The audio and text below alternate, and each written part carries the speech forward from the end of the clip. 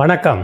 பணம் வைத்து விளையாடப்படும் ஆன்லைன் விளையாட்டுகளுக்கு தடை விதிக்கும் ஆன்லைன் கேமிங் ஒழுங்குமுறை மற்றும் மேம்பாட்டு மசோதாவை மத்திய அமைச்சர் நேற்று லோக்சபாவில் தாக்கல் செய்தார்.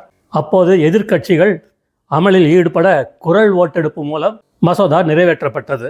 இந்த மசோதாவில் என்ன பயன்னா, ஆன்லைன் சூதாட்ட விளையாட்டுகளை நடத்துவோருக்கு 3 ஆண்டு சிறை தண்டனை மற்றும் 1 கோடி ரூபாய் அபராதம் விதிக்கப்படும்.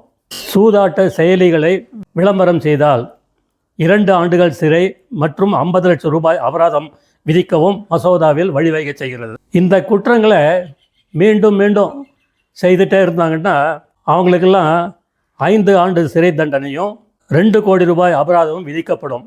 ஆன்லைன் சூதாட்டத்தால் நிறைய குடும்பங்கள் நாசமாயிட்டு வர்றது, இளைஞர்கள் கெட்டு போகிறார்கள். கஷ்டப்பட்டு சம்பாதித்த பணமெல்லாம் ஆன்லைன் விளையாட்டுகளை வேஸ்ட்.